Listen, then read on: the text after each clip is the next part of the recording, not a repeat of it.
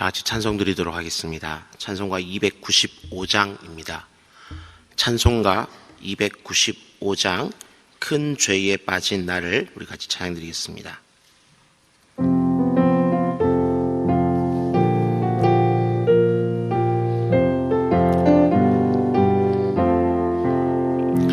큰 죄에 빠진 나를 주 예수 건지사 그 넓은 품에 다시 품으시는 은혜는 저 바다보다 깊고 저 하늘보다 높다. 그 사랑 영원토록 나 찬송하리라. 날로 더욱 귀하다. 날로 더욱 귀하다. 한이 없이 넓은 우리 주의 사랑 날로 더욱 귀하다. 옛날에 유대 땅에 주 예수 다닐 때 그 은혜 받으려고 큰 물이 모였네. 눈먼 자 병든 자를 다 고쳐주셨으니 나 같은 죄인까지 그 은혜 받도다. 날로 더욱 귀하다. 날로 더욱 귀하다. 한이 없이 넓은 우리 주의 사랑 날로 더욱 귀하다.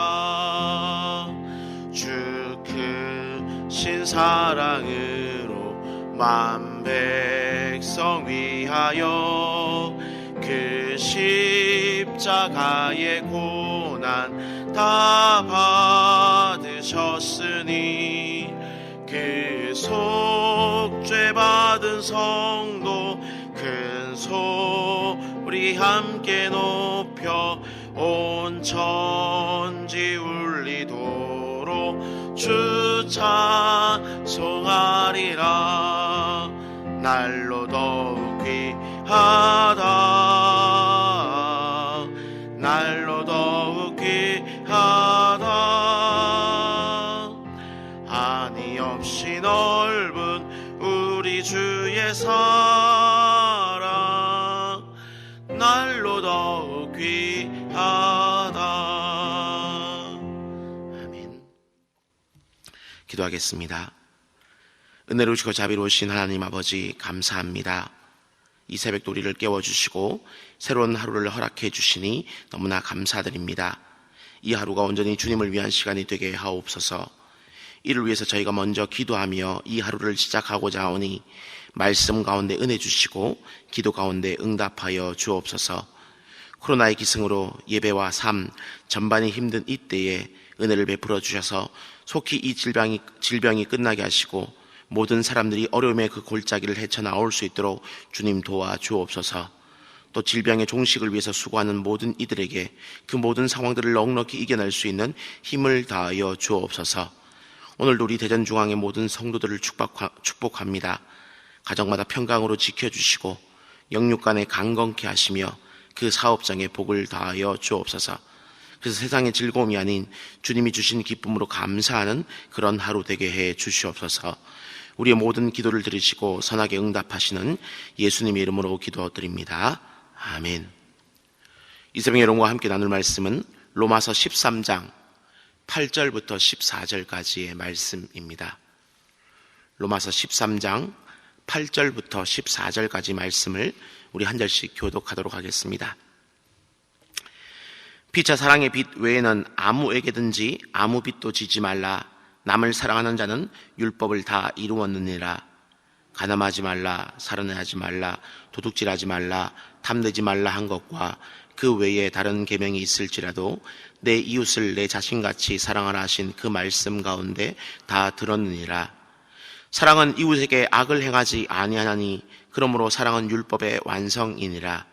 또한 너희가 이 시기를 알거니와 자다가 깰 때가 벌써 되었으니 이는 이제 우리의 구원이 처음 믿을 때보다 가까웠음이라. 밤이 깊고 낮이 가까웠으니 그러므로 우리가 어둠의 일을 벗고 빛의 갑옷을 입자. 낮에와 같이 단정히 행하고 방탕하거나 술 취하지 말며 음란하거나 호색하지 말며 다투거나 시기하지 말고. 함께 읽겠습니다. 오직 주 예수 그리스도로 옷 입고 정욕을 위하여 육신의 일을 도모하지 말라. 아멘. 오늘도 기도로 새벽을 깨우시는 우리 대전중앙의 모든 성도님들을 주님의 이름으로 환영하고 축복합니다. 여러분의 그 기도 가운데 하나님께서 귀하고 복된 응답으로 역사해 주시기를 바랍니다. 오늘은 로마서 13장 8절부터 14절까지 말씀을 중심으로 사랑은 의지적 노력입니다. 사랑은 의지적 노력입니다 라는 제목으로 함께 말씀을 나누겠습니다. 전에 제가 경험한 일입니다. 하루는 신방을 마치고 식당에서 우리 성도님들과 함께 식사를 하고 있는데 옆 테이블에서 하고 있는 그 이야기가 들려왔습니다. 제가 일부러 들으려 한 건 아니고요. 이 거리가 좀 가깝다 보니까 자연스럽게 그 옆 테이블의 이야기가 들려왔습니다. 한 40대 정도로 보이는 여자분 3분 정도가 식사를 하면서 이런 이야기를 주고받았습니다. 내가 요즘 애인이 생겼지 뭐니? 남편 말고 애인 하나 없으면 바보 아냐? 어머 얘 부럽다 야. 저는 남이 듣든 말든 너무나 자연스럽게 이런 이야기를 하는 분들을 보면서 좀 충격을 받았습니다. 하지만 1996년에 그 유동근 씨와 황신혜 씨가 주연을 했던 그 애인이라는 그 드라마의 흥행이 그 이후로 그 전국적으로 파란색에 흰색 카라가 있는 그 어떤 와이셔츠와 함께 이 애인 열풍을 불러일으켰습니다. 그러면서 배우자 외에 그 애인이 어떤 불륜이 아니라 사랑인 것처럼 포장이 되었다라는 것입니다. 또 1995년도에 개봉한 메디슨 카운티의 다리라는 영화도 한 몫을 했겠지요. 그렇기 때문에 저는 제가 전에 말씀드렸던 것처럼 우리는 이 영화 한 편, 드라마 하나를 보더라도 그 영향력을 생각해서 주의 깊게 볼 필요가 있습니다. 어떻든 다시 이야기로 돌아와서 그렇다면 왜 그분들은 이 배우자 외에 그 애인을 아무렇지 않게 이야기할 수 있었을까요? 다양한 이유가 있을 수 있겠지만 그 중에 가장 중요한 이유는 바로 이 세상 사람들이 이 사랑이라는 것을 정의하는 것이 좀 남다르기 때문인 것 같습니다. 세상은 사랑을 뭐라고 정의하느냐 하면은 두근거리는 어떤 감정으로 이해를 한다라는 겁니다. 그래서 심장이 뛰고 호르몬이 분비되어야지만 사랑이고 이런 두근거림이 사라지게 되면 새로운 두근거림을 향해서 찾아서 나가는 것도 별반 문제가 되지 않는다라는 어떤 그런 인식이 이 사회 전반에 만연되어 있기 때문인 것 같습니다. 하지만 질문을 드립니다. 사랑은 정말 감정일까요? 그리고 어떤 두근거리는 감정이 없는 것은 결코 사랑이 아닐까요? 세상이 뭐라고 이야기할지 몰라도 우리 성도들의 기준은 언제나 성경이어야 합니다. 그렇다면 우리는 이 성경이 말하는 사랑이 무엇인가를 먼저 생각해 볼 필요가 있을 것 같습니다. 그럼 성경은 과연 이 사랑에 대해서 뭐라고 이야기를 하고 있을까요? 요한일서 4장 7절과 8절 말씀입니다.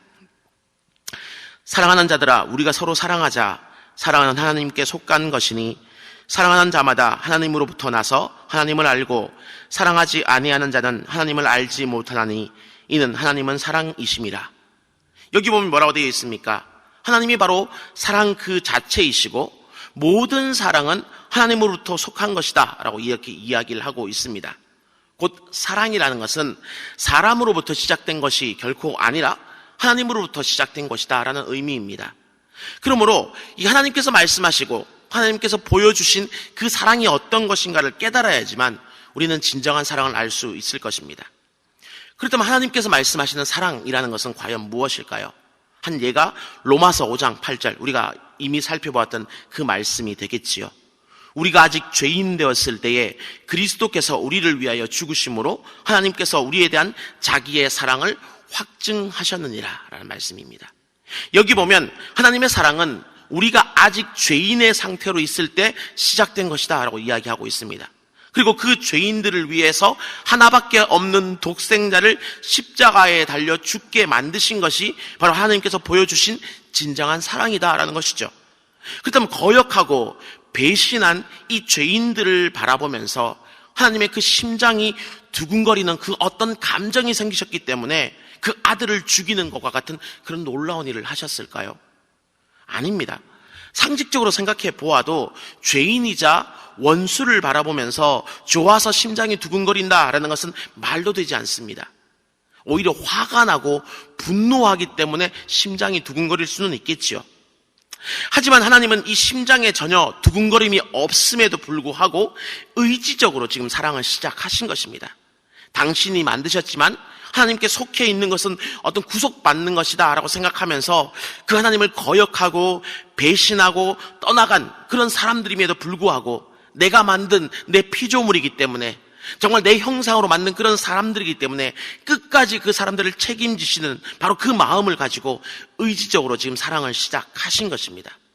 인간이 배신한 그 순간부터 의지적으로 이 독생자를 보내어서 죽이심으로 죽음 가운데 매여 있는 그 모든 사람들을 다시금 살려서 당신의 그 품으로 돌아오게 만들겠다라고 계획을 세우신 것이 바로 하나님의 사랑이다라는 것입니다.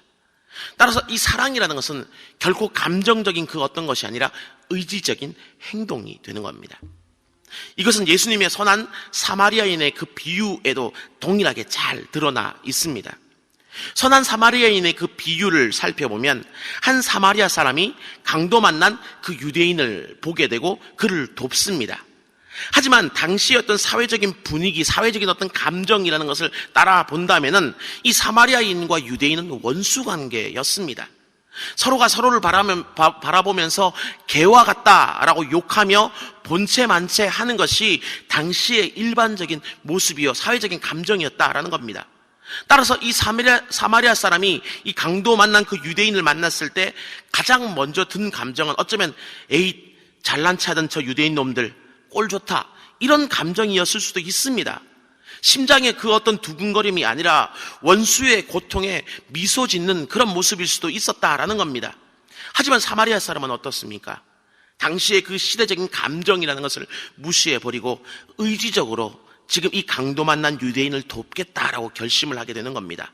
그래서 귀한 기름과 포도주를 기꺼이 낭비하고 자신이 타고 있던 그 나귀도 내어주고 또 아무런 관계가 없음에도 불구하고 치료비를 끝까지 책임지겠다라고 그렇게 이야기를 하고 있는 겁니다. 한마디로 의지적으로 이 유대인을 사랑하고자 한 것입니다. 이처럼 그래서 사랑은 감정이 아니라 의지적인 어떤 노력이 되는 것입니다. 그리고 오늘 본문 10절에 사랑은 율법의 완성이다라는 말도 바로 같은 의미입니다. 이 말은 우리가 가만히 있어도 자연스럽게 어떤 사랑의 감정이 생겨서 우리가 그 율법의 조문들을 지킬 수 있게 된다 그런 의미가 결코 아닙니다. 우리가 가만히 있어도 어떤 외적인 어떤 특별한 영적인 도움으로 말미암아 우리가 저절로 사랑하게 된다 그런 의미도 결코 아닙니다. 또한 율법을 지키는 대신에 어떤 사랑만 하면 된다 그런 의미 역시 물론 아닙니다. 어차피 성령님의 도우심이 아니면 우리는 율법을 지키는 것도 사랑하는 것도 내 힘으로는 불가능합니다. 그렇다면 이 사랑은 율법의 완성이다라는 말씀은 무슨 의미일까요? 그것은 간음하지 말라, 살인하지 말라, 도둑질하지 말라, 탐내지 말라와 같은 이 율법의 조문들을 의지적으로 지켜나가되 그 안에 사랑의 감정까지 담아야지만 진정으로 율법을 지킨 것이다 라고 말할 수 있다라는 것입니다. 솔직히 이 말씀을 하던 당시에 그 유대인들, 특히 서기관과 바리새인들, 제사장 같은 사람들이 얼마나 율법을 잘 지켰습니까? 오죽하면 예수님께서 제자들에게 너희 의가 서기관과 바리새인보다 더 낫지 못하면 결코 천국에 들어가지 못하리라 라고까지 말씀하지 않으셨습니까? 하지만 이들이 진정으로 예수님께 칭찬 들은 것입니까? 그렇지 않습니다. 그들의 율법의 지킴은 외적으로 보이는 어떤 형식에 치우쳤기 때문에 결국 그들은 예수님께 회칠한 무덤과 같다, 겉은 멀쩡하지만 실상은 무덤이다, 죽음이 가득 차 있다라고 책망받았습니다. 곧 그들은 율법은 지키되 사랑을 그 안에 담지 않았기에 그들의 율법 지킴은 어쩌면 그저 껍데기 형식에 불과했던 것입니다. 그러므로 진정한 율법의 완성이 되기 위해서는 사랑이 그 안에 담겨야 되고요. 그 사랑은 어떤 감정적인 그 무엇인가가 아니라 의지적인 행동이요 노력이어야 하는 것입니다. 따라서 우리가 진짜 그리스도의 제자로서 이 땅을 살아가면서 이 사랑을 하려면은 우리는 의지적인 노력으로서 이 사랑을 할 필요가 있다는 것을 잊지 마십시오. 내 감정이 두근거리고 어떤 떨림이 오고 호르몬이 분비되고 이렇게 해야지만 사랑이 아니라, 사랑은 그런 어떤 감정적인 동요가 전혀 없음에도 불구하고 말씀에 순종해서 그 말씀에 내가 의지적으로 따라가겠다 하면 바로 그것이 사랑이 되는 것입니다. 바로 이 본을 잘 보이신 분이 누구십니까? 예수님 아니십니까? 예수님이 십자가를 지기 전 겟세마네 동산에서 있으셨던 그 일들을 한번 생각해 보았으면 좋겠습니다. 그때 예수님은 십자가를 앞두고 기도하셨습니다. 그때 예수님의 감정은 어떠셨을까요? 그분의 기도에 잘 드러나지요. 주여, 하실 수만 있다면 이 잔을 내게 멀어지게 하옵소서. 곧 예수님의 감정으로 바라보면 그분도 십자가를 지기를 싫어하셨다라는 것입니다. 그래서 할 수만 있다면 그 십자가의 잔이 자신을 비켜갈 수 있기를, 지나갈 수 있기를 잠깐 간구하셨습니다. 하지만 예수님이 거기서 멈추셨습니까? 아니지요. 그분은 거기서 멈추지 않고 한 걸음 더 나아가셨습니다. 그러나 내 뜻이 아닌 하나님의 뜻이 이루어지는 것이 바로 하나님의 그 사랑을 증거하는 일이 될 수 있기 때문에, 주님, 제가 의지적으로 주의 그 말씀 가운데 순종하여 내 뜻이 아닌 아버지의 뜻이 이루어지길 바랍니다 라고 기도했다는 겁니다. 그리고 그 다음 그 십자가 역시 기꺼운 마음으로 그분은 지셨습니다. 바로 이것이 예수님께서 직접 본을 보이신 의지적인 사랑의 모습입니다. 그러므로 우리가 바로 이 예수님의 제자로서 예수님이 본을 보이신 그 사랑의 단계까지 나아갈 수 있어야 할 것입니다. 그래서 작은 예수로 이 땅을 살아가면서 하나님의 그 말씀에 순종하는 일 앞에, 타인을 사랑하는 그 일 앞에, 율법을 지키는 그 일 앞에 의지적인 노력을 기울임으로 말미암아서 우리는 사랑을 실천해 나가야 되는 것입니다. 내 감정적인 동요, 내 생각의 어떤 판단, 이런 것이 아니라 주의 말씀에 이렇게 저렇게 살아가야 된다, 그것이 하나님의 사랑을 보이는 것이다 라고 이야기한다라면 내 생각, 사회적인 어떤 판단이 아니라 그 말씀 가운데 의지적으로 순종하려 하는 것, 바로 그것이 사랑이다. 오늘 본문은 그렇게 이야기하는 것입니다.